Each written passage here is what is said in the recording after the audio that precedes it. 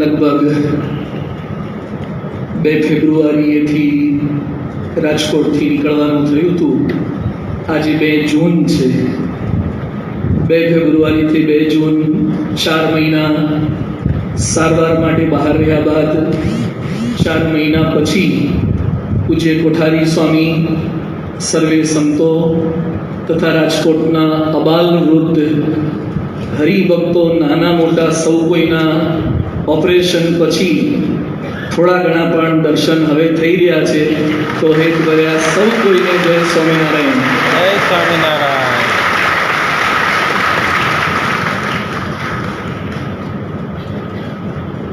સૌપ્રથમ તો પૂજ્ય કોઠારી સ્વામીનો ઉલ્લેખ પૂજ્ય સ્વરૂપની સ્વામીએ કર્યો. સુરત ભાવની બધી વાતોચીતો કરીએ. આખા BAPSના સુરત ભાવની વાતો છે, નહીં એક વ્યક્તિ માટે. પણ પૂજ્ય કોઠારી સ્વામી એક પિતાનો હેત, વાત્સલ્ય, પ્રેરણા, સતત સંભાળ અને સતત ચિંતા જે કર્યા કરે. આમ સાધુ અસંગી હોય, કોઈ મરી જાય તો એ આંસુ ન આવે, કારણ કે ઘર બાળીને આવ્યા હોય પછી અહીંયા શું રડવાનું હોય. પણ છતાં પણ જે અંદર અંદર આત્મીયતા હોય એ બહુ જ અનેરી હોય છે. તો પૂજ્ય કોઠારી સ્વામીના ચરણોમાં નતમસ્તક વંદન કરીને પ્રણામ કરું છું.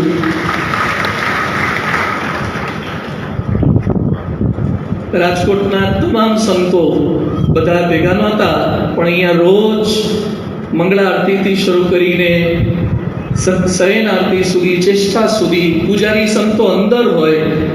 ગઈકાલે પૂજ્ય અધ્યાત્મજીવન સ્વામી કહેતા હતા કે ઠાકોરજી થાળ ધરાવતા હું બોલું કે આ ખાવાનું છે નિયમિત, કે અમને હાજા કરવાના છે.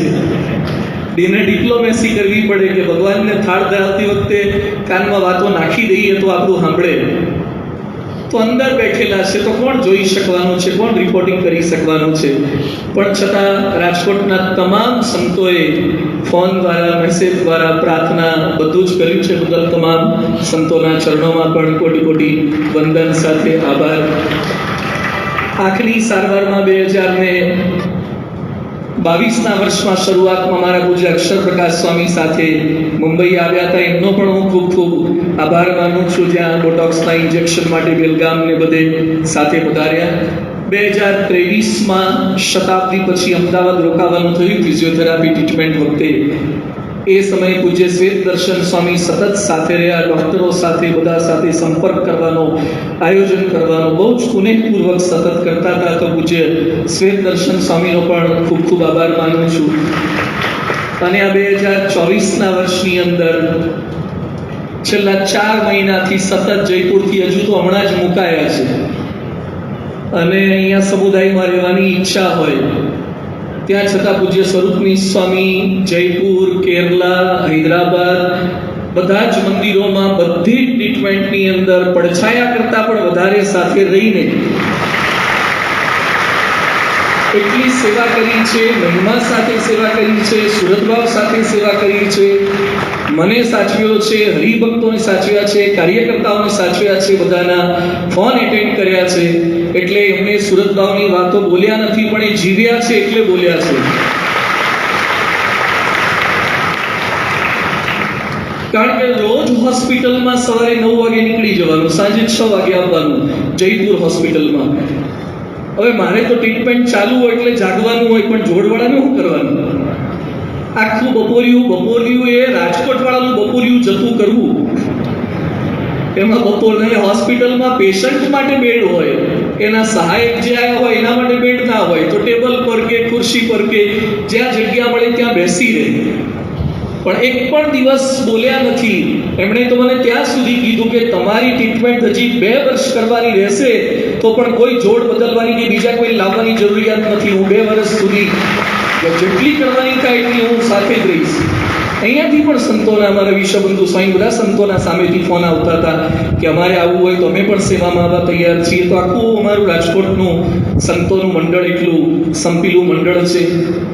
અને તમામ સારવારમાં પોતાનું કામ બગાડીને જે યુવકો સેવામાં હતા અને જે હરિભક્તો ખબર કાઢવા માટે આવતા હતા, એ તમામનો પણ હું હાથ જોડીને વંદનપૂર્વક આભાર માનું છું.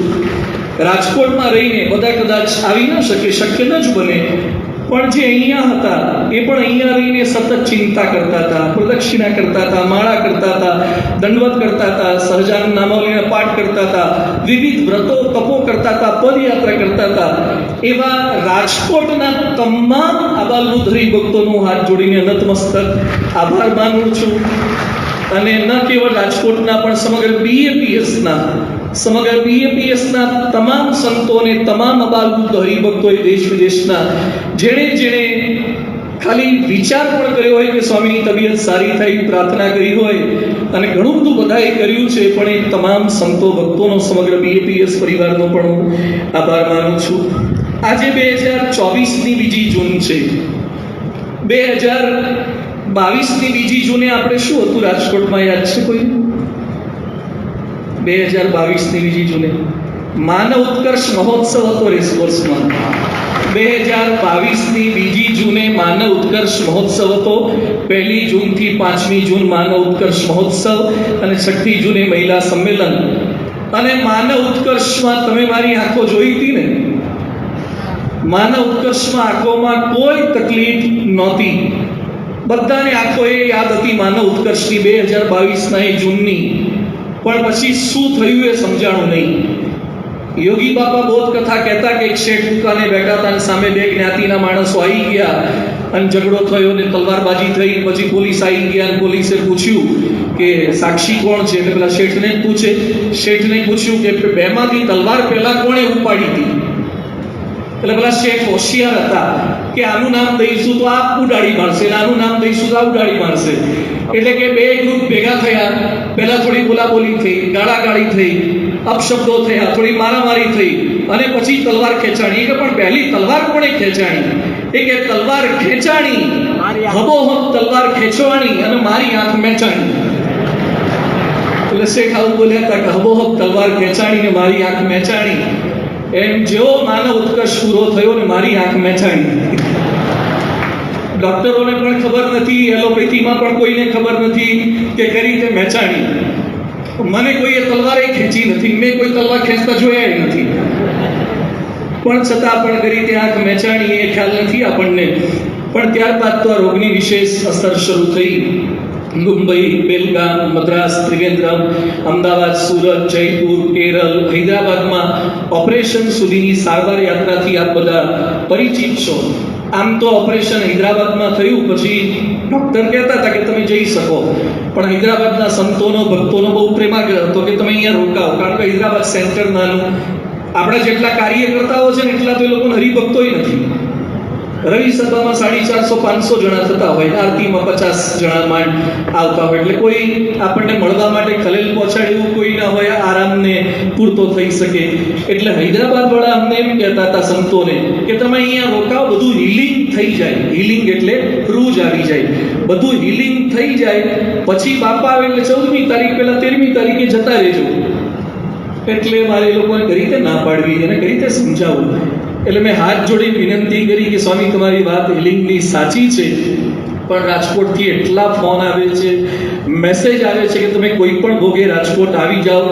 અમુક હરિભક્તો તો એવા મેસેજ મોકલે કે બંધ રાખે તો બંધ રાખે પણ આવી જાઓ, બંધ રાખે તો બંધ રાખે પણ આવી જાઓ. એટલે મેં હૈદરાબાદ વાળા સંતો ભક્તોને કીધું કે જ્યાં ફિલિંગ જાજુ હોય ને ત્યાં હિલિંગ વહેલું થશે.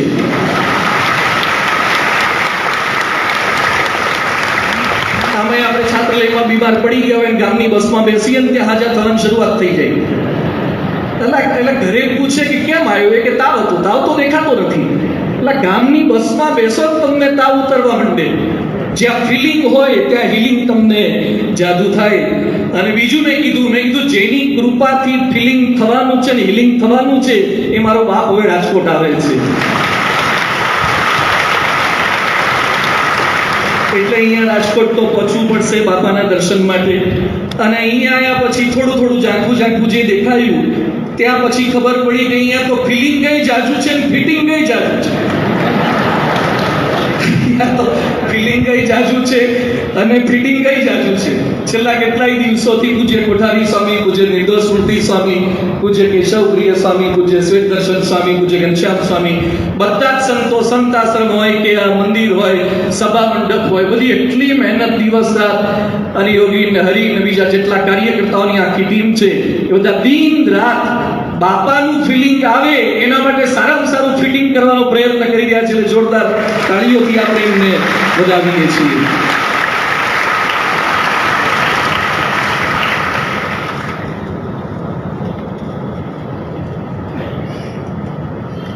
પચીસ હોસ્પિટલમાં લગભગ સારવાર કરવાની થઈ મારે. હોસ્પિટલમાં જવું કોઈને ગમે નહીં, પણ 25 હોસ્પિટલોની મુલાકાત થઈ ગઈ, પરિચય થઈ ગઈ. અમુકના તો રસ્તાય ખબર પડી ગયા, અમુકમાં કેટલા વોર્ડ છે, કેટલા ડોક્ટર છે, કેટલા સ્ટાફ છે, બધું એ ખબર પડી ગઈ. એવી મોટી મોટી હોસ્પિટલો, એલવી પ્રસાદ હોસ્પિટલ હૈદરાબાદની, જેનો 2,500નો સ્ટાફ, 16 ઓપરેશન થિયેટર, અને રોજ આંખના જ 250 ઓપરેશન થાય. આંખના જ ખાલી 250 ઓપરેશન થાય. ફોર્ટીઝનો 4,500નો સ્ટાફ, જયપુર ફોર્ટીઝનો 4,500નો સ્ટાફ. આવી જુદી જુદી 25 હોસ્પિટલ અને 75 ડોક્ટરો પાસે અલગ અલગ સારવાર કરાવવામાં આવી, જુદા જુદા ડોક્ટરો પાસે. સતત 2 વર્ષ સુધી બધી સારવારને ચાલી, અને એની અંદર અનેક પ્રકારની સારવાર કર્યા પછી પણ કોઈ પરિણામ, ધાર્યું પરિણામ ન મળ્યું. એટલે ગુરુહરિ મહાન સ્વામી મહારાજની આજ્ઞા અને આશીર્વાદથી હૈદરાબાદ એલવી પ્રસાદમાં ડોક્ટર મિલિંદ નાયક પાસે ફાફડાનું ઓપરેશન કરાવી હાલ થોડા સોજા સાથે પણ સંપૂર્ણ સાજા થવાની રાજકોટ વાસીઓ પાસેથી બાહેધરી સાથે અહીંયા આવવાનું થયું છે. એટલે આપ બધાને જોઈને ખૂબ આનંદ થાય છે. સતત 2 વર્ષથી આટલી તકલીફ અને આટલી સારવાર, આટલી હોસ્પિટલોના ધક્કા, આટલી પૂજા. મને એવા ફોન આવતા કેટલાક લોકોના કે હવે અમારી શ્રદ્ધા ડગવા લાગી છે, કે માળાની કઈ લિમિટ હોય કે નહીં, અભિષેકની કઈ લિમિટ હોય કે નહીં, પ્રદક્ષિણા ફરી ફરી થાકી ગયા, સાંભળતા જ નથી આ તો, અને આટલી બધી તકલીફ શું કરવા આપે છે. આવું મને કેટલાક ફોન પણ આવેલા છે, નામ પણ મને ખબર છે, ને એ લોકો સભામાં આપણે બેઠા છે.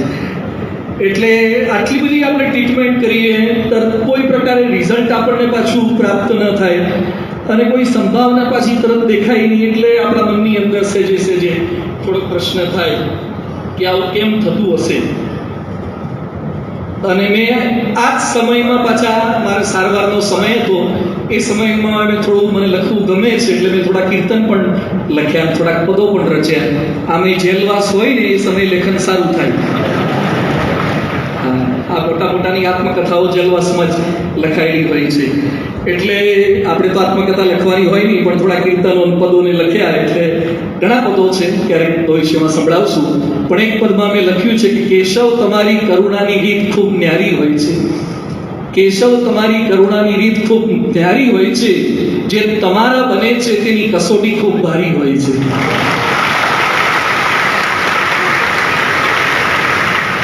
બારવાળાને તો તમે હળી કરતા જ નથી, પણ જે તમારા થાય એની પથારી ફેરો ફેરો કરો છો, અને એને બધું અલગ અલગ રીતે કરો છો.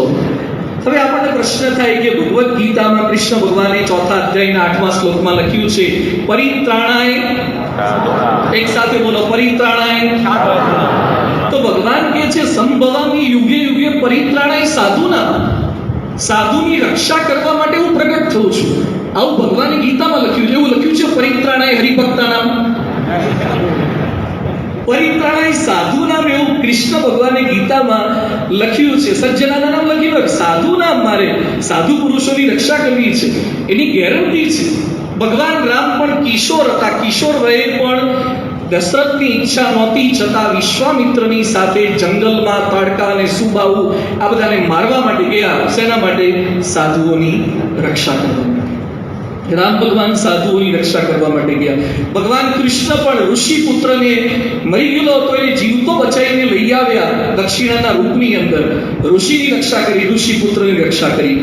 અમદાવાદમાં લોલંગરના બાબાઓએ એ સમય જ્યારે મુક્તાનંદ સ્વામી આદિકાળા સાધુતાવાળા સંતોને માર્યા, સંતો તો બિચારા કશું બોલ્યા નહીં, પણ મુક્તાનંદ સ્વામીની આંખમાંથી લોહી નીકળવા લાગ્યું. મુક્તાનંદ સ્વામીની આંખમાંથી લોહી નીકળવા લાગ્યું. આ સહન મહારાજથી થયું નહીં. મહારાજ એટલા ગુસ્સે થઈ ગયા. આમ તો એમનો દયાળુ સ્વભાવ હતો, શાંત સ્વભાવ હતો. મહારાજ ગુસ્સે થઈ ગયા. મહારાજ કે બનો કાઢી નાખો. મારા સાધુને દુઃખ આપ્યું, પછી તો સંતોએ એમને ટાઢા પાડ્યા તો કેટલો પ્રેમ એમને હતો. ઉનાળાની ગરમીમાં સંતોને એકવાર ચપ્પલ નહોતા, આજ્ઞા આપી હતી, એમણે જ આજ્ઞા આપી હતી ચપ્પલ નહીં પહેરવા, એટલે સંતો દાસતા હતા. સંતોને પગમાં દાસતા જોયા તો મહારાજ ખમી ન શક્યા, એટલે પોતાનો સુરવાળ બધો ખેંચીને ફાડી નાખ્યો, એના ગાભા બનાવ્યા, ટુકડા બનાવ્યા, એક એક સંતને બેસાડે, સંતનો પગ પોતાના ખોળામાં લે અને પગે પાટા વીંટી આપ્યા, જેથી પાટાને કારણે ઓછું દજાવાય. આટલો પ્રેમ મહારાજને પોતાના સંતો માટે હતો. પ્રમુખ સ્વામી મહારાજને જેવો ભગવાનને પ્રેમ છે એવો ગુણાતીત સંતને પણ પોતાના સંતો માટે પ્રેમ છે.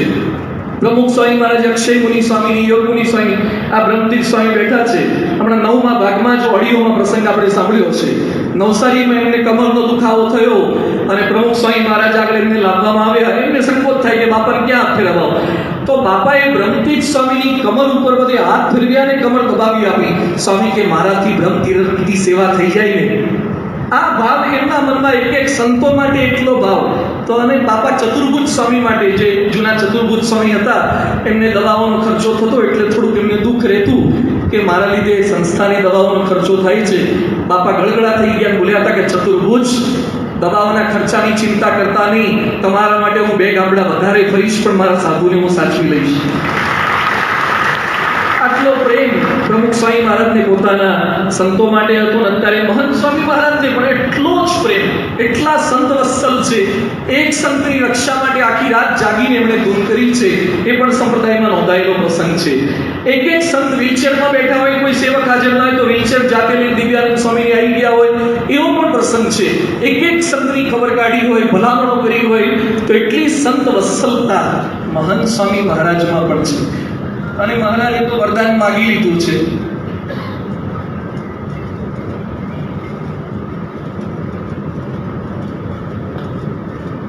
મહારાજે વરદાન આપણે અહીંયા બાજુમાં જ માગ્યું છે. મહારાજે જેતપુરમાં જ વરદાન માગ્યું છે કે મારા સંત કે હરિભક્તને, જે સ્વામિનારાયણનું ભજન કરે, એને એક વીંછીની વેદના થવાની હોય તો મને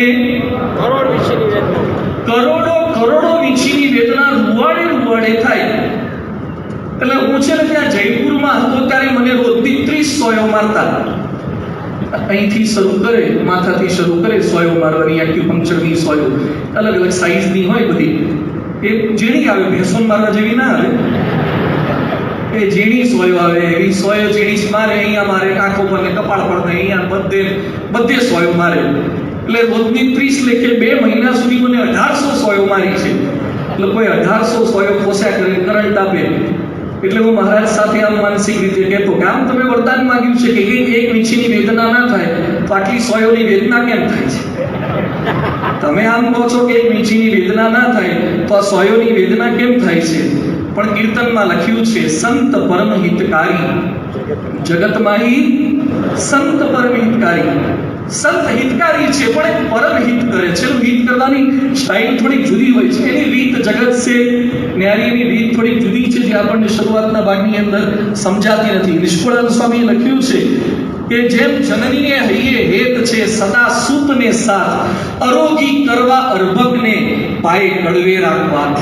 માં નાક દબાવે છે, માં એના હાથ ઉપર હાથ મૂકી દે છે, માં એના પગ મૂકી પગ દબાઈ દે છે, અને એના દીકરાને રડાવીને પણ મોઢામાં ચમચી ભરીને કડવા થૂપાય છે, કારણ કે એને સાજો કરવો છે. એમ સંત માં છે, એ દુખાવો કરીને પણ એ સાજા કરવા માંગે છે. એટલે દૈહિક સાજાપણું એ આપણને દેખાય છે, પણ જીવનું સાજાપણું એ એમને દેખાય છે. પરીક્ષા લેવાય લગભગ કોઈને ના ગમે.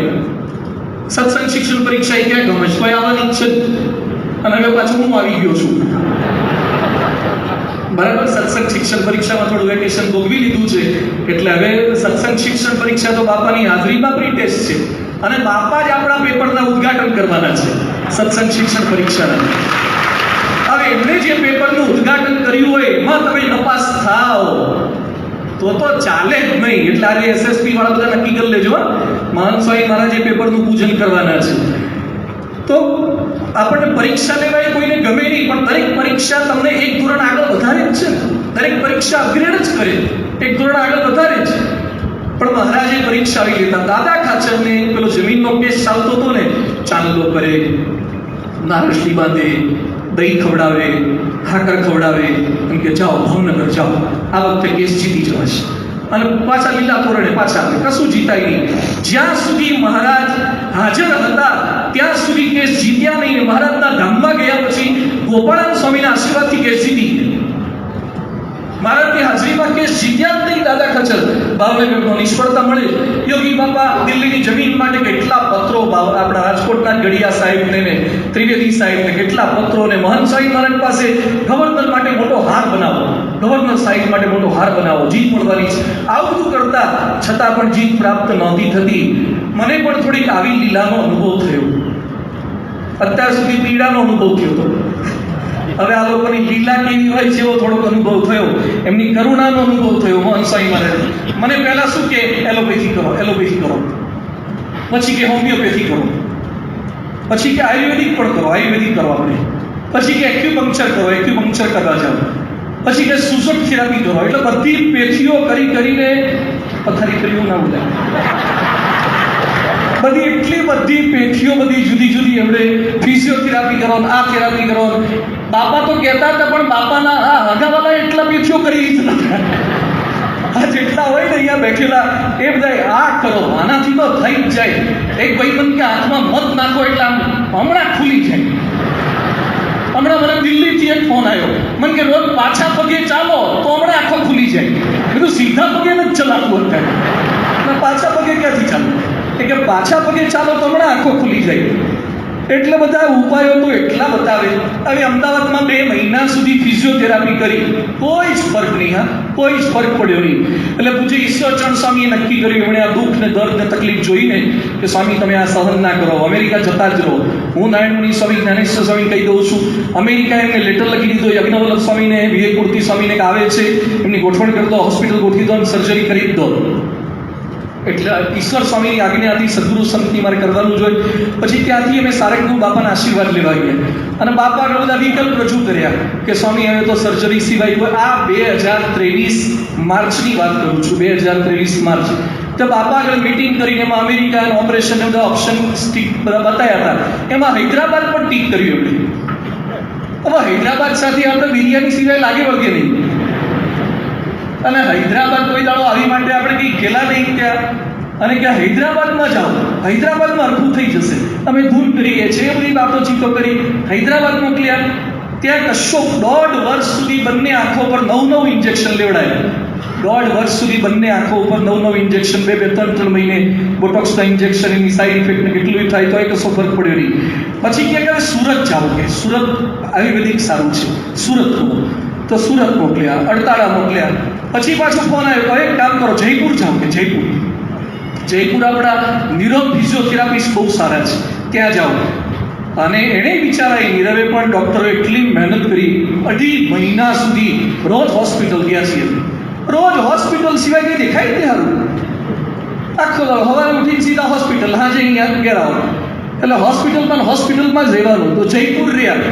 જયપુર કશો જ ફરક ના પડ્યો. એક સાથે સ્વામી બિચારા રોજ આવીને જોઈ જાય કેટલી ખુલી રોજ આવીને જોઈ જાય કે કેટલી ખુલી. કશું ખુલે નહીં. કે આ તો ખોટા ધંધા છે, હવે આપણે કંઈક કરીએ, કંઈક નિર્ણય લઈએ. એટલે જયપુર કશું થયું નહીં. ફૂલદોલ નજીક આવતો હતો. પાછા નારાયણમુનિ સ્વામી મને શું કે ફૂલદોલ પાછો ઠેલ્યો છે ને એ કેવળ બાપાએ તમારી આંખો ખોલવા માટે જ ખોલ્યું. આવી વાતો એટલે મને બળ આપે પાછો આવું કે બાપાએ ફૂલદોલ પાછો ઠેલ્યો છે ને એટલે ફૂલદોલ પહેલા તો આંખો ખુલી જશે, તમે આવી જ જવાના. એટલે મને પાછો બોરો ચડી જાય, કારણ કે આપણે કોમ્પ્રેસર વાળા હતા. અને વાતો એ આપણે તો સત્સંગમાં રહીએ છીએ એટલે સૌની સમજણ જ કરવાની હોય અને મોટા પુરુષોના વચનમાં વિશ્વાસ જ રાખવાનો હોય. એટલે જયપુરમાં કશો ફરક પડ્યો નહીં. એટલે બાપાને ફોન કર્યો. મેં 17 પાનાનો પત્ર લખ્યો મહંત સ્વામી મહારાજને. એક પાપણ ઊંચી કરી અને આમ લખું 17 પાનાનો પત્ર લખ્યો અને કીધું એમને જાતે વંચાવડાવો કે ક્યાંથી અમે પસાર થયા છીએ, એમને વંચાવડાવો. તો ફોન ચાલુ રાખ્યો. 17 પાનાનો પત્ર આખો ફોન ચાલુ રાખ્યો, જેમાં 23 મિનિટ સુધી ઓડિયો કોલ અને 7 મિનિટ સુધી વિડીયો કોલ. 30 મિનિટ સુધી મહંત સ્વામી મહારાજે આખો કોલ બધો સાંભળ્યો, બધું જોયું. પછી પાછા મેં ફૂલદોલમાં નહોતા આવવાના એટલે આ ઓડિયો વિડીયો પર ફૂલદોલમાં આંખો પર હાથ ફેરવ્યા, આમ કરી કલર છાંટ્યો, આવું બધું કર્યું. પછી આ બધું કરવાની જગ્યાએ એવા મટાડવાનું કંઈક કરો. તો કે રોજ પ્રાર્થના કરું છું. બધું પ્રાર્થના કરવાવાળી બીજી ટીમ છે, પ્રાર્થના કરવાવાળી તો બીજી ટીમ છે. તમે કંઈક કરો તો સ્વામી કંઈક કામ કરો, કેરલા જાઓ. એટલે કેરલા જઈને અમારે કરવાનું શું? ત્યાં કેરલામાં કોણ હાજર કરી દેવાના? આટલું ફર્યા, ત્રિવેન્દ્રમ ને મદ્રાસ ને બધે ફરી વળ્યા, કશું. એટલે મેં એમને સ્પષ્ટ કીધું, મેં કીધું હવે ધક્કા ના ખવડાવો. એટલે મેં સ્વામી ધક્કા ના ખવડાવો, કેરલામાં ના મટવાનું હોય ને તો અમે ના જઈએ, મને ફરક નથી, હું આજીવન આ રીતે રહેવા માટે તૈયાર છું. એટલે મેં 7મો ઓપ્શન એવો લખીને આપ્યો હતો કે મને આજીવન રાખશો તો રૂમમાં બેસીને માળા ફેરવીશ ને સત્સંગ કરીશ ને કરાવીશ, જેટલું થશે એટલું કરીશ. તો પાછા કે ના ના, કેરલા તો થવાનું જ છે આ વખતે, કેરલા જાઉં છું. તે કેરલા 21 દાડા સુધી નશ્ય ને પસ્તી ને સ્પંદન ને બધો એટલું બધું આખો તેલ વાળો જ કરી નાખ્યો. 21 દાડા મારા પર લગભગ 10 લીટર તેલ ઘસી નાખ્યું છે. એટલું તેલ ઘસી નાખ્યું ને આખો દાડો તેલ તેલ. હવારે 5:45 નું તેલ શરૂ કરે, આજે 6 વાગે તેલ વાળી પૂરી થાય. ના ખાવાનું નહીં ખાવાનું કેરલામાં. અને પાછું ત્યાં કશું મળે નહીં, શાકભાજી બાકભાજી આપણા જેવું. તપાસ કરવા જાય તો હારી માછલીઓ મળે. હવે એ તો કશું આપણે અડાય નહીં, જોવાય નહીં. એટલે કેરલામાં પાછા મોકલ્યા. પછી કેરલામાં પાછું કંઈ ના થયું એટલે બીજું હવે ચાલો હવે લબાચા પકડો. તો કેરલામાં તો એ લોકો એમને છે ને 2 થેલા ભરી દવાઓ આપી છે. તો મારી દવાઓ કુલ છે ને એક કબાટ ભરાય એટલી થઈ છે. એટલે બ્રહ્મતી સ્વાઈને આપણે બધા એક વિચાર કરીને એકવાર રવિ સભામાં પ્રસાદમાં આપી દેવા જેવી છે. જેને જે કામ લાગે એ વાપરે. એટલે દવાઓ બધી એટલી ભેગી થઈ છે ને હવે બસ જે આવે બધા એટલી આપી જાય છે ને દવાઓ. હવે ના પડી પાછું ખોટું લાગે કે દવાઈ નથી લેતા, મૂકતા જાઓ ભાઈ. એટલે મારે તો એક આખો કબાટ ગોદરેજનો ભરાઈ ગયું, આખું કબાટ ભરી જાય એટલી દવાઓ થઈ ગઈ છે. પાછા ત્યાં સારંગપુર ગયા, ભાઈ સારંગપુર પહોંચ્યા એટલે ઓપરેશનની આજ્ઞા થઈ. સંત શિબિર વખતે સારંગપુર બાપા પાસે મીટિંગ કરી. મીટિંગ હોય પાછું કાકડિયા સાહેબ ભાવનગરથી આવ્યા, બીજા બધા આવ્યા અને મોટી મીટિંગો કરી દીધી. જાણે મને એમ થાય કે હું કોઈ મોટો કેદી છું ને, પેલો ઇન્ટરનેશનલ પેલો હોય ને, અને એના માટે બધા આટલી બધી આમ નહીં તો હવે કહી દેવું જોઈએ કે આ કરી નાખો. પણ નાના કે બધા એમને નિર્ણય ના લઈ લેવાય, આંખનો નિર્ણય છે અને બહુ અગત્યનો નિર્ણય છે, એમને નિર્ણય ના લેવાય. એટલે પહેલાં કે ડૉક્ટર પાસે તમે બેસો. તમે ડૉક્ટર પાસે કલાક અમે સમજ્યા. પાછા આ ધર્મેન્દ્ર બધા આવ્યા, એ સમજ્યા. પછી આનંદ સ્વરૂપ સ્વામી, જ્ઞાનેશ્વર સ્વામી, નારાયણ મુનિ સ્વામી, 3 ડૉક્ટર પાસે 1.5 કલાક સમજ્યા. ડૉક્ટરને પ્રશ્ન પૂછ્યા બધા. પછી બધા ભેગા થઈને ઈશ્વર સ્વામીને ફોન કર્યો. ઈશ્વર સ્વામી કે વહેલી તકે કરી જ નાખો. પછી પાછા બધા બાપા પાસે બેઠા, બાપા પાસે મીટિંગ કરી. તો નારાયણ મુનિ સ્વામીએ પહેલું શું કીધું કે મહારાજે લીંબલીના મુલજી શેઠને બિલકુલ દેખાતું નહોતું, અને આમ આંખ પર હાથ ફેરવ્યો તો એકદમ દેખાતું થઈ ગયું.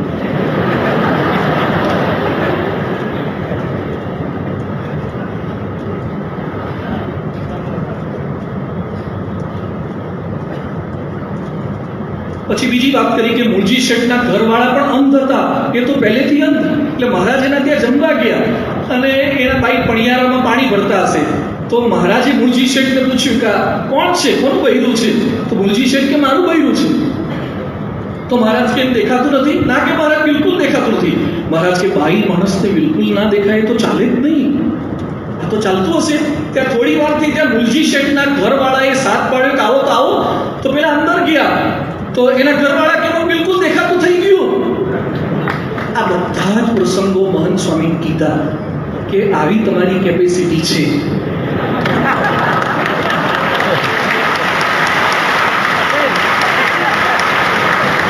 આ પાછા મેં નથી કીધા, નારાયણ મુનિ સ્વામી એવી સરસ રીતે વાણિયાની રીતે કીધા ને, બહુ સરસ રીતે સ્ટાઇલથી કીધા કે સ્વામી તમારી સામર્થ્ય આ છે, તમે આમ હાથ ફેરવી દો ને તો આ કાપા મૂકવાનું, ઓપરેશન કરવું, એ કશું કરવું નહીં. વિવેક સાગર સ્વામી સુરેન્દ્રનગરમાં, હું સુરેન્દ્રનગર મળવા ગયો તો બોટોક્સના ઇન્જેક્શન પછી, તો વિવેક સાગર સ્વામી એકદમ નજીક આવી ગયા અને બાપા સામે આમ થોડાક ભાવથી બોલતા હોય ને, આટલું ઐશ્વર્ય આપ્યું છે, યોગી બાપાએ આપ્યું છે, પ્રમુખ સ્વામી આપ્યું છે, એક ઐશ્વર્ય વાપરો, એક ઐશ્વર્ય વાપરો. બિચારા માટે એક ઐશ્વર્ય વાપરતા તમને શું તકલીફ થાય છે? આવું વિવેક સાગર સ્વામી આટલું એક ઐશ્વર્ય તો વાપરો કે આંખ તો ખોલી આપો. એટલે આટલી બધી વાતો કરી સ્વામીજી. દર વખતે આ જેટલું સાંભળે અને પાછા આમને પેટનું પાણી હલે એવું નથી. તમે ગમે તેટલું જોરથી બોલો કે ગમે તેટલું લખો કે કરો કે એ પાછા એટલી શાંતિથી સરસ વાક્યો બોલે થઈ જશે. ક્યારે થશે? ડેટ બેટ ક્યારે આપે જ નહીં. થઈ જશે, સારું થઈ જશે, ખુલ્લી થઈ જશે, પાર પડી જશે, એકદમ દેખાતું થઈ જશે, છતાં કોઈ જ પરિણામ પાછું તરત આપણને મળે જ નહીં. એટલે પાછો પ્રશ્ન થાય કે આ અલૌકિક, આ સત્પુરુષ અલૌકિક કઈ રીતે, આમને અલૌકિક કઈ રીતે સમજવા? કીર્તનમાં આપણે ગઈએ છીએ ને, પ્રભુ પલમાં, એક સાથે બોલો, પ્રભુ પલમાં તો પાપણ ઊંચી ના કરે, પલમાં ચાહે સો કરે તો પાપણ ઊંચી કેમ ના કરે? એટલે આપણને દરેકને સત્સંગ, સેવા, સમર્પણ કર્યા પછી પણ કોકને દીકરાના પ્રશ્ન હશે, કોકને દીકરીના પ્રશ્ન હશે, કોકને કેન્સરના પ્રશ્ન હશે, કોકને બધા, મને એકલા પ્રશ્ન નથી, અહીંયા બેઠેલા તમામ સંતોને કંઈક ને કંઈક પ્રશ્ન છે. અહીંયા બેઠેલા અને આપણા કરતાંય વધારે હરિભક્તો પાછા નીચે યોગી સભાગૃહમાં બેઠા, જેમને તાળીઓથી વધાવી દઈએ આપણે. એમને પ્રશ્નો છે, બધા જ હરિભક્તને કંઈક ને કંઈક પ્રશ્ન, દુઃખ, સેવા કરવા છતાં, સમર્પણ કરવા છતાં, અભિષેક કરી નીલકંઠનો કલર બદલાઈ ગયો, પણ હારો આપણો કલર બદલાતો નથી. આમાં નીલકંઠ આખા બદલવા પડ્યા, આવું કલર કરવો પડ્યો. આપણો કલર બદલાઈ નહીં એટલે આપણને એમ થાય કે આ કયા પ્રકારે કરતા હશે. એટલે આજે થોડીક વાર મારે એ કરવી છે. ભગવાનની સત્પુરુષ અલૌકિક મારો વિષય છે. વિષયની શરૂઆત હવે થાય છે. મને ઘડિયાળ દેખાતી એટલે તમને પણ દેખાવી જોઈએ. જેને ઉતાવળ હોય હાથ ઊંચો કરો. ઉતાવળ નથી ને? બધા સાંભળવા તૈયાર હોય હાથ ઊંચો કરો. બસ, સરસ, ખૂબ ખૂબ આભાર. આજ તમારો પ્રેમ છે. ધંધુર માસમાં શીરામાં જેવી લાઈન લાગે છે ને, એવી જો ચૈત્રમાં લીમડામાં લાગે ને, શીરો આપે એ તો બધાને ભગવાનનો પ્રસાદ ગમે, પણ લીમડો એટલે મહારાજે પ્રથમના 70માં લખ્યું છે કે સત્સંગ કરવો તે કેવળ જીવના કલ્યાણને અર્થે કરવો. દેહ છે તો સાજો થાય, માંદો છે તો સાજો થાય, વાંજ્યો છે તો દીકરો આવે, નિર્ધન જો ધન આવે, ગામ ગરાસ રહ્યો છે તો પાછો આવે. આવી કોઈ અપેક્ષા સાથે સત્સંગ ન કરવો. આવું આપણને ધડ કરાવવામાં આવ્યું છે પહેલેથી, પણ આપણે ભૂલી જઈએ છીએ, સાહિત્ય થોડાક થઈ જઈએ છીએ. આપણે આપણા લૌકિક લાભોની સાથે સત્સંગ કરીએ છીએ એટલે આપણે થોડાક માનસિક વિચલિત થઈએ છીએ. સત્સંગ છોડી દેતા નથી, પણ થોડીક શ્રદ્ધા આપણી ડગી જાય છે. એક બહારના બહુ જ મોટા કથાકારનો મને ફોન આવ્યો મારી તબિયતના સમાચાર પૂછવા માટે. એ બીજે કથા કરતા હતા, ત્યાંથી ફોન આવ્યો.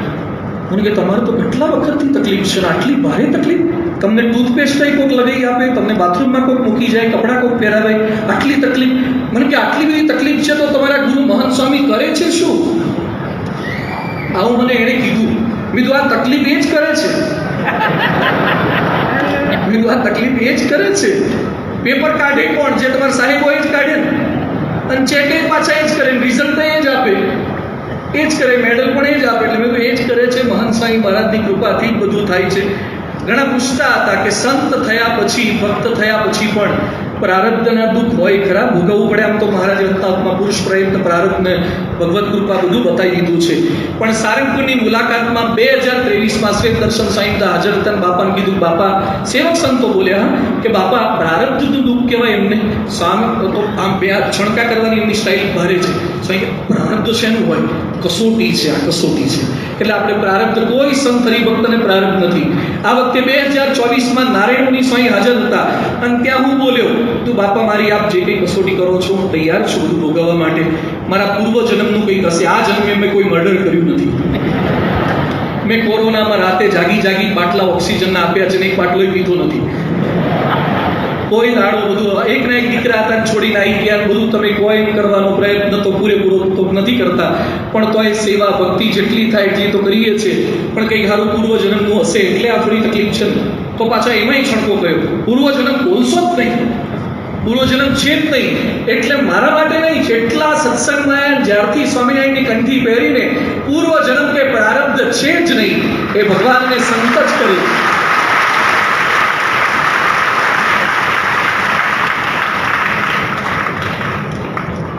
એ પરીક્ષા સ્વરૂપે કરે છે, અલગ સ્વરૂપે કરે છે. સ્વામીશ્રીએ ફૂલદોલના દિવસે કેવું પત્રમાં લખ્યું છે. ઘણા સંતો પર પત્ર આવેલા છે, પણ મને તો બહુ આનંદ થયો. એમણે બ્રહ્મવત્સલ સ્વામીએ મને કીધું કે ફૂલદોલની સભામાં વહેલા જવાનું હતું, તો એ તો કે મારો લેટર પેડ લાવો. લેટર પેડ એટલે કે સ્વામી શેનો લેટર પેડ? એ કે અપૂર્વ સ્વામીને આપણે જયપુરથી સીધા કેરલા મોકલ્યા છે, તો એ ફૂલદોલમાં નથી આવી શકવાના, એટલે મારે એમને પત્ર લખવો છે. તો ફૂલદોલની સભા પહેલા પત્ર લખવા બેઠા અને પત્રમાં શું લખે છે કે જ્યારથી તમારી તબિયતના સમાચાર જાણ્યા ત્યારથી સતત એવી ભાવના રહે છે કે તમને જલ્દી સારું થઈ જાય. રોજ તમારા માટે પ્રાર્થના કરું છું, તમારી ચિંતા કરું છું. લખે છે કેટલું સરસ, આટલું સરસ લખે, પણ પછી પાછું કંઈ થાય નહીં એટલે ચિંતાને આપણને થાય. આટલી ચિંતા કરે છે, હવે થતું નથી એટલે પછી આપણને ચિંતા બધી શરૂ થાય. પણ અંત્યના 28માં મારું દુઃખ તો શું છે, મારા કરતા અનંત ગણા દુઃખવાળા આખા BAPSમાં અનેક સંતો અને હરિભક્તો છે, અને વિશ્વમાં તો લાખો લોકો છે જે લોકોને અનંત દુઃખ છે. પણ મહારાજ તો અંત્ય 28માં કહે છે, ભગવાનનો ભક્ત હોય તેને કોઈ કર્મયોગે કરીને શૂળીએ ચડાવ્યો હોય અને તે સમયમાં અમે પણ તેની પાસે ઊભા હોય. શૂળી એટલે પેલી લટકાઈ દેવા વાળી નહીં, પેલી અણીવાળી આવે ને ધારવાળી, એમાં ટૂટીમાં એપી સેન્ટર ફિટ કરે અને આખા વજનદાર હોય તો અડધા તો શૂળી સીધી જતી રહે અને એમાં ગોળ ગોળ ફેરવી શૂળીની સજા. આવી પહેલાના સમયમાં શૂળીની સજા થતી. આવી સજા થતી હોય, આપણે ચુસ્ત સત્સંગી હરિભક્ત કાર્યકર નિર્દેશક અને એમાં બાજુમાં મહારાજ કે મહંત સ્વામી પ્રમુખ સ્વામી બધા ઊભા હોય, શાંતિથી દર્શન કરે. અને મહારાજ લખે છે કે તેની પાસે ઊભા હોય પણ તે ભક્તના હૃદયમાં એની ગાંઠ ન થાય છે. આ ભગવાન મળે શૂળીના કષ્ટ થકી મુકાવે તો ઠીક. આ બધા હું તો વારે ઘડીએ વાંચતો, વિચાર કરતો, એટલે મને ખબર પડતી કે આ છે ને આ સિલેબસ જ છે. આ સિલેબસ વાતનું કંઈ નથી. આ જેટલું થઈ રહ્યું છે ને આ બધું આ સિલેબસ જ છે. બધું શાસ્ત્ર બહારનું કોઈ ચરિત્ર કરતા નથી. ભગવાન કૃષ્ણની હાજરીમાં એમના પ્રિય શિષ્ય અર્જુનનો પુત્ર, શું નામ હતું એનું? એક સાથે બોલો, શું નામ હતું? અભિમન્યુને કમોતે મરાયો ને. કેટલા બધાએ ભેગા થઈને યુદ્ધના બધા નિયમો નેવે મૂકીને અભિમન્યુને મારી નાખ્યો. છતાં પણ કૃષ્ણ દયાળુ છે. એના કરતા વધારે કૃષ્ણ ભગવાનની હાજરીમાં પાંચાલીના દ્રૌપદીના બધા દીકરા ટેન્ટમાં રાત્રે સૂતા હતા યુદ્ધ દરમિયાન. અને યુદ્ધમાં નિયમ હોય કે રાત્રે કોઈના પર એટેક કરાય નહીં, છાવણીમાં જ રહેવાય, એમાં એટેક કરાય નહીં. એ સમય પણ અશ્વત્થામાની કપટ નીતિથી બધા દ્રૌપદીના દીકરાઓને મારી નાખ્યા. અભિમન્યુ મરાયો, દ્રૌપદીના બધા દીકરા મરી ગયા, નિંદ્રામાં મારી નાખ્યા. પણ ભગવાનની આ રીતિ છે. એટલે જ નિષ્કુળાનંદ સ્વામી લખ્યું છે, જે દુઃખે સુખ ઉપજે તે દુઃખ દે છે દયા કરી. એમાં રોગરૂપી દુઃખ કરીને પણ આપણને બધાને, હવે જનરલ વાત કરું છું, રોગરૂપી દુઃખે કરીને પણ ભગવાન આપણને કંઈક સુખ આપે છે. કયા કયા સુખની અનુભૂતિ કરાવે છે ને થોડીક સમજવી છે. બહુ સુંદર વાત છે. પહેલું છે સત્પુરુષનો સ્નેહ કેટલો અલૌકિક છે એ અનુભૂતિ કરાવે છે આપણને. દુનિયામાં બધાને સ્નેહ હોય છે, મા બાપને, પતિ પત્નીને બધાને સ્નેહ હોય, પણ ક્યાંક સ્વાર્થ હોય. કેટલાકના સ્વાર્થ વગરના પણ સ્નેહ હોય છે, પણ ભાવના હોય, હિત કરવાનો પ્રયત્ન હોય, પણ એ દેહનું હિત કરે, જીવનું હિત ના કરે. આ સત્પુરુષ પરમ હિતકારી છે. એ દેહનું પણ હિત કરે છે અને જીવનું પણ હિત કરે છે. એ દેહનું પણ હિત કરે અને કદાચ, હવે ધ્યાનથી સાંભળજો, કદાચ જીવનું સારું થતું હોય તો દેહનું બગાડીને પણ જીવનું હિત કરે. આ એમની પોલિસી છે. હૃદય બચતું હોય તો છાતી પર કાપો મુકાવવો પડે અને 2.5 લાખ રૂપિયા કે 3 લાખ આપવા પડે આયુષ્માનનું કાર્ડ ના હોય તો. અને બહાર નીકળીને પાછા વાતો કરે, ડોક્ટરનું કામ બહુ સારું, અલા છાતી પર કાપો મૂક્યો અને પાછા ડોક્ટરના વખાણ કરે, બીજાને રેફરન્સ આપે કે આની પાસે બાયપાસ સર્જરી કરાવજો. હૃદય બચતું હોય તો છાતી પર કાપો મુકાવવો પડે. એમ આંખોમાં આવી આપત્તિ આપીને પણ મહંત સ્વામી મહારાજે અપરંપાર સ્નેહની અનુભૂતિ કરાવી છે. પ્રમુખ સ્વામી મહારાજ તો પહેલેથી મને યુવકથી ઓળખતા અને નામ દઈને બોલાવતા કરતા, અને યુવક સાધુમાં પણ બહુ બોલાવ્યો, પણ મહંત સ્વામી મહારાજ પણ સતત નામ દઈને બોલાવતા. આ આંખનો રોગ જ્યારથી થયો ત્યારથી અત્યાર સુધીમાં 15 થી 17 વખત આંખો પર હાથ ફેરવે. 17 વખત આંખો ઉપર હાથ ફેરવ જ કરે. અને 20 થી 25 વખત આંખ માટે જ ફોન કર્યા છે. 20 થી 25 વખત આંખ માટે જ ફોન કરે. આ નિમિત્ત વગર ફોન કરે કોણ? નિમિત્ત વગર આંખ ઉપર હાથ ફેરવે કોણ? ઓપરેશન પછી રોજ સેવકોને પૂછે કે હવે એમને કેમ છે, રૂચ કેટલી આવે છે. હૈદરાબાદ પાછા ફોન કરીને ત્યાં પૂછે. અને જ્યારે પણ જોઈ જાય, સારંગપુરમાં જોઈ જાય, અમે ખૂણામાં ઊભા હોય એટલે ઊભા રહી જાય. ક્રમ ના હોય, ઊભા રહી જાય. એના આંખો સામે જો જ કરે તો આપણે ખુલે નહીં એટલે પરાણે આમ કરીને જોઈએ થોડુંક એમની સામે, તો જોઈને પાછા કે સારું થઈ જશે, ફૂલી જશે. કંઈક આપણે બોલીએ એવી ઈચ્છા એમને રહે. એટલે મને તો એટલો આનંદ છે કે જેને આપણે જોવાના હતા એ સતત આપણે આપણને જોયા કરે છે. જેને મારે જોવાના હતા એ સતત મને જોયા કરે છે. અને આંખો બંધ કરી મારે જેનું ચિંતન કરવાનું હતું એ મારું ચિંતન કરે છે, સતત મારું ચિંતન કરે કે કેટલે પહોંચ્યા કરી, કે થયું શું થયું. હવે એક વ્યક્તિની આંખો તો શું, અનંત કોટી બ્રહ્માંડનો પ્રલય થાય ને એ એના હિસાબમાં નથી. અનંત કોટી બ્રહ્માંડનો પ્રલય થઈ જાય ને એ પણ એના હિસાબમાં નથી. કૃષ્ણ ભગવાન અર્જુનને પેલો ના પાડતો તો કાટલા મરી જશે. કૃષ્ણ ભગવાન કે નિમિત્ત માત્રમ ભવ, એ તારી જવાબદારી છે કોને મારવાન રાખવાન, અનાર્ય થાય ના થાય. ભગવાનને તો કશી પડી જ નથી. 44 લાખનો ભાણ નીકળી ગયો મહાભારતના યુદ્ધમાં, અને રામાયણમાં લાખો કરોડો વાંદરા અને પેલા રાવણના પણ મરી ગયા. એને કશી ગણતરી નથી. એ બે આંખો માટે ચિંતા કરે. ન કેવળ મારી, પરંતુ મારા જેવા તમામ સંતો અને લાખો હરિભક્તોની ચિંતા એક સરખી જ કરે છે અને એક સરખી જ સંભાળ રાખે છે. એટલે એમનો સ્નેહ અલૌકિક છે. મહાન સ્વામી મહારાજનો સ્નેહ બહુ અલૌકિક છે. બીજી વાત છે, સંતો ભક્તોનો સ્નેહ બહુ અલૌકિક છે. એ અનુભૂતિ સ્વામીએ તો થોડી કરાઈ, પણ મને પર્સનલી જે ફીલ થયું છે, ઓપરેશન વખતે ડૉક્ટર મિલિંદ નાયક, જે વર્લ્ડ રિનાઉન્ડ ઓક્યુલોપ્લાસ્ટી સર્જન છે, રોજની 250 સર્જરી બધી એના કરતા હોય, પણ ઘણી એના ભાગ્ય આવતી હોય સર્જરી, આખા વિશ્વમાંથી એની પાસે આવતા હોય. એ મને બોલ્યા કે આટલા વર્ષોથી હું ડૉક્ટર છું, પણ મારા ઈમેલ આઈડી પર તમારા નામ સાથે આટલા ઈમેલ ક્યારે આવ્યા નથી કે અમારા સ્વામીની સંભાળ રાખજો, please take the care of our Swamiji. અને રેફરન્સ આપતા એટલા ઈમેલ આવ્યા છે. પછી એણે મને ઓપરેશન પછી પૂછ્યું, મને કે you have the big family. કે આમ તો તમે કહો છો ઘર છોડી દીધું, મેં એને અમારું કીધું તું ઘર છોડી તમે આવી ગયા, અમારું હવે કશું કોઈ હોય જ નહીં. પણ કે you have the big family. મેં કીધું બિગ ફેમિલી જોવું હોય ને તો રાજકોટવાળાને આવવાની છૂટ આપો. આખી હોસ્પિટલ તમારી કાઠિયાવાડથી ઉભરાઈ જશે. તો આખું કાકા તમે રાજકોટ આવો તો અમારું ફેમિલી કેવું છે તમને ખબર પડે કે BMBSનું ફેમિલી કેવું છે. અમે ઘર છોડીને બધા સંતોએ ગુરુ ત્યાગ સમય ત્યારે અમને કેટલાક સમજાવવા આવતા.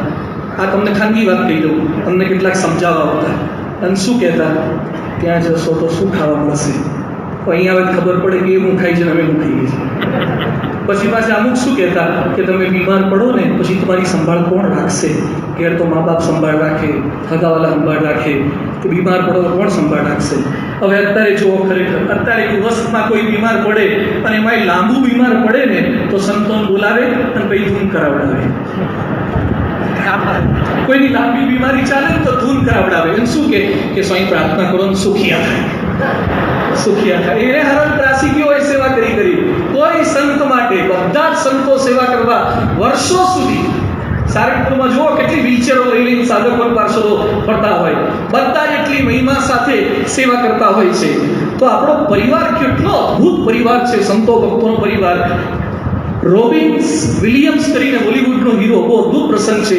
રોબિન્સ વિલિયમ્સ હોલીવુડનો હીરો, હાસ્ય કલાકાર, પેલો આપણો ફની ક્લિપ્સ વાળો આવે છે ને એના જેવો હાસ્ય કલાકાર, funniest person of all time, funniest person of all time Robin Williams. Good will hunting film માટે ઓસ્કાર એવોર્ડ મળ્યો. ઓસ્કાર એવોર્ડ મળ્યો છતાં 11 ઓગસ્ટ 2014માં એને રોગ થયો, પણ કોઈને સાથ સહકાર આપનારું ન મળ્યું, હૂંફ આપનારું ન મળ્યું, એટલે ફાંસો ખાઈ એને આત્મહત્યા કરી લીધી. ફનીએસ્ટ એક્ટર હતો, બધાને હસાવનારો હતો, પણ આત્મહત્યા કરી લીધી. સાથ સંગાત ના મળે જ્યારે તકલીફના સમયે, એ સમયે કોઈ પણ માણસ લગી જાય. જ્યારે BMBSમાં કેવડો મોટો સમર્પિત સેવાનિષ્ઠ નિસ્વાર્થી પરિવાર, પહેલો તો સત્પુરુષ એવો પરિવાર આપણો. આયોજન ખર્ચની ચિંતા જ નહીં. એક દિવસ રમતીક સ્વામીએ મને એક દિવસ પૂછ્યું નથી કે કઈ હોસ્પિટલમાં કઈ ગાડીને શું ખર્ચો, નહીં તો એમને ચિંતા થવી જોઈએ કેટલું બધું બહાર જવાનું થાય છે, આમ થવાનું થાય છે, કેટલો. કોઈ દિવસ નહીં, કોઈ સંત માટે નહીં, ક્યારેય નહીં. સદગુરુ સંતોથી લઈને સાધકો સુધી બધા દિલથી પ્રાર્થના કરે. ગઈકાલે રાત્રે VX સાગર સ્વામીના અત્યાર સુધીમાં 20 થી 22 ફોન આવી ગયા. કાલે સ્વયં દર્શન સાંઈ ફોન લઈને આવ્યા, મને કે રાજકોટ પહોંચી ગયા, હવે કેવું છે, હવે કેટલી ખુલે છે, હવે કેટલી ખુલે છે. મને કે હું આવવાનો છું પારાયણ કરવા, હું આવું એ પહેલાં આખી ખુલી જવી જોઈએ, હું આવું પહેલાં ખુલી જવી જોઈએ, પટપટ થવી જોઈએ કે પટપટ થવી જોઈએ. એટલે એમને, એ તો પોતે 85 વર્ષના થયા, એને પોતાને તકલીફો છે છતાં પણ એટલી ચિંતા કરે.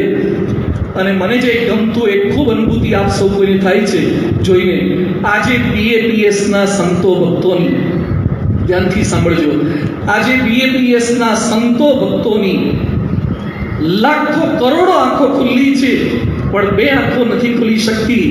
એના માટે બધી જ ખુલ્લી આંખો ચિંતા કરે છે, અને એના માટે બધી જ ખુલ્લી આંખો માળા કરે છે, પ્રાર્થના કરે છે, પ્રદક્ષિણા કરે છે, બંધ કરે છે, પોતાની આંખો બંધ કરે છે, અવારનવાર બંધ કરે છે, માળા કરે છે. અમુક સંતો રોજ ફોન કરે, એમાં ચિન્મય સ્વામી રોજ ફોન. આ કોઈ ફોર્માલિટી હોય તો ના થાય, ભલે હું વાત ના કરું, સ્વરૂપની સ્વામી કે દર્શન સ્વામી વાત કરી લે, શક્ય જ ના બને. આજે સવારે મારો નાસ્તો પૂરો થયો, ત્યાં અમેરિકાથી યજ્ઞવલ્લભ સ્વામી, આનંદચરિત સ્વામી હતા, અમેરિકાના બધા જ સંતો એડિસનના ભેગા થઈ ગયા, અને કાલનો વિડીયો વાયરલ થયો ને આવ્યા એ બધું. એટલે અમેરિકાના સંતો કે અમારે આંખો જોવી છે, અમારે આંખો જોવી છે, એટલે ફોન જોડો. એટલે સ્વરૂપની સ્વામી જોડ્યો. અમેરિકાના બધા સંતો વારાફરતી આવતા જાય કે હજી થોડો સોજાની છે, અમારી પ્રાર્થના ચાલુ જ છે, અને કે અહીંયા અમેરિકાના અક્ષરધામ આગળ એ પ્રાર્થના કરી. મેં કહ્યું ત્યાં જ વધારે સાંભળશે, કારણ કે અમારે તો બધું વર્ષોથી સાંભળા પણ કર્યું હોય ને. 98માં પ્રતિષ્ઠા થઈ એટલે 25-26 વર્ષથી સાંભળે છે, અને તમારે તાજી પ્રાર્થના હજી તો ઓછા માગનાર આવ્યા હોય ને, એટલે ત્યાં પ્રાર્થના કરજો તો વહેલા સાંભળે બધું. એટલે બીએપીએસના તમામ સંતો હજુ તો, અને એક જ વાક્ય બોલે કે હજુ તો તમારી પાસેથી બાપાને ખૂબ સેવા લેવાની છે. અને આવું વાક્ય મળે ને ત્યારે આપણને અનેરું બળ મળી જતું હોય છે. એકવાર એક યુવાન વ્યક્તિ ડિપ્રેશનમાં આવી ગયો અને બગીચામાં બેઠો હતો, ડિપ્રેશનમાં મરવાના વિચારો સાથે બેઠો હતો. ક્યાંક થોડો વડીલ વ્યક્તિ આવ્યો, એની બાજુમાં બેઠો, પીઠ પર હાથ ફેર્યો, પછી કે ડિયર વોટ હેપન, કે પૈસા ખૂટી ગયા છે, આમ છે તેમ છે, તકલીફ છે, આટલી પાયમાલી થઈ ગઈ છે. એ કે ચિંતા શું કરે, છું બેઠો છું, એમ કરીને ચેકબુક કાઢી. ચેકબુકમાંથી એને છે $5 લાખનો ચેક લખી આપ્યો, અને નીચે સહી કરી રોકફેલર, જ્હોન રોકફેલર બિલ્ડિંગ છે અમેરિકામાં, મેનહેટનમાં. એટલે પેલો યુવાન તો એને વ્યક્તિગતો મળે જ નહીં રોકફેલરને, ચેક લઈને ખુશ થઈ ગયો કે રોકફેલર મને મળ્યા, મને ચેક લખી આપ્યો. ચેક લઈને જતો રહ્યો, ચેકને એને સોયર તરીકે સાચવી રાખ્યો, જેમ આપણે બાપાની સહીને કે બાપાનો પ્રસાદીનો રંગ ઉડ્યો હોય ને જ્યાં ત્યાં પહેરીએ નહીં, સાચવી રાખીએ. એણે ચેક વાપર્યો નહીં, પણ એને બળ નહીં, હિંમત એટલું મળી ગયું, એટલી મહેનત કરી. આ રોકફેલરે કીધું તું કે 1 વર્ષ પૂરું થઈ જાય અને તું કમાતો થઈ જાય એટલે પાછો ચેક મને આપી જજે, તને વ્યાજે વગર વ્યાજે આપી દઉં છું. એટલે 1 વર્ષ થઈ ગયું, પેલો કમાઈ ગયો, સુખી થઈ ગયો, મર્યો નહીં. અને પછી એક બગીચાની અંદર આવ્યો અને બાકડા પર બેઠો હતો, અને પેલા રોકફેલર પાછા આવી ત્યાં બેઠા હતા, વાતચીત હજી કરતા હતા. ત્યાં દોડતી એક નર્સ આવી ગઈ, અને પેલા યુવાન વ્યક્તિને પૂછે કે આ ભાઈએ તમને કઈ તકલીફ કરી નથી? એ કે કેમ બેન આવું બોલો છો આ ભાઈએ? એ કે બાજુમાં મેન્ટલ હોસ્પિટલ છે ને એનો આ ગાંડો છે, એનો આ ગાંડો છે, રોકફેલર નથી, જેને તેને ચેક લખીને આપ્યા કરે છે. આવા ઘણા ચેક દીધા, તમને કઈ તકલીફ નથી કરી. હવે ગાંડા માણસનો ચેક પણ મળ્યો, મનમાં ખાલી વિશ્વાસ આવી ગયો ને કે રોકફેલરનો ચેક મારી પાસે છે, તો એ નિરાશામાંથી બહાર નીકળી ગયો. તો આપણી પાસે તો મહંત સ્વામીના લેખિત પત્રો છે, અને મહંત સ્વામી મહારાજના ઓડિયો આશીર્વાદ છે. એક થોડો ઓડિયો આશીર્વાદની ક્લિપ્સ આપને સંભળાવશે. મહંત સ્વામી મહારાજ કેવા આશીર્વાદ આપે છે.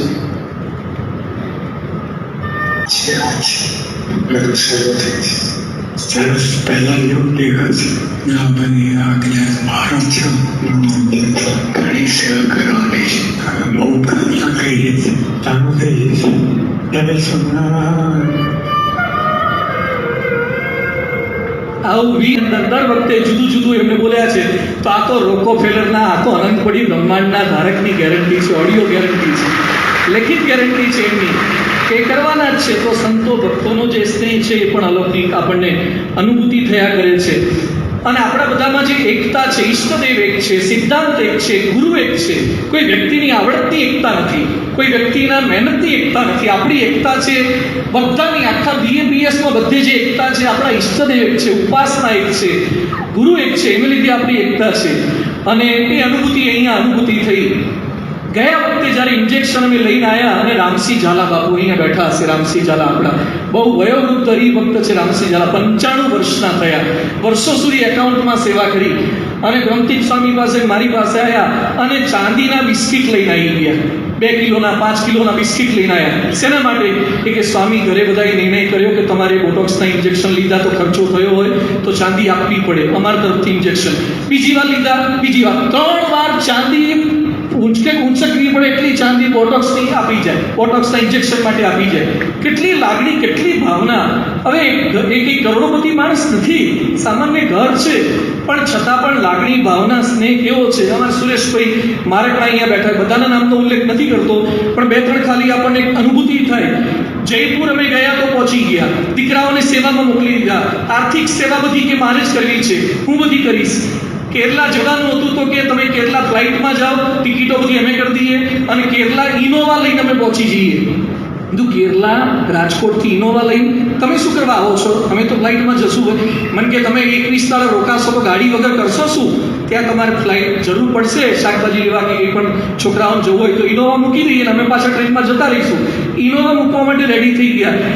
અને જે દિવસે ઓપરેશન હતું એ દિવસે સુરેશભાઈ મારકણાએ BAPSના 11 મંદિરોમાં 11,000ની રસોઈની સેવા લખાવી કે મારે સ્વામી સારું થઈ જાય, એના માટે ઠાકોરજી કંઈક કૃપા કરે. તો કેવી સેવાની ભાવના. આજે મળ્યા તો મેં કીધું કે તમે બહુ કરો છો, આટલું કરવાની જરૂર નહીં. મને કે તમારા માટે જો રૂપિયા કામ ના લાગે તો કમાયેલા કામના શું? કે સંતો માટે કામ ના લાગે, ઠાકોરજી માટે કામ ના લાગે તો કમાયેલું શું કામ હોય? ધર્મેન્દ્ર અદરોજ, વિશાલ રામાણી, નીરમ વડોદરિયા, જય પટેલ, કિશન સાગર જેવા 30 થી 35 યુવકો 2 મહિનાથી ભેગા પોતાની ગાડી લઈને રીધમને બધા ત્યાં આવી ગયા હતા. ગાડી લઈને આવી જાય, વાહનો લઈને આવી જાય.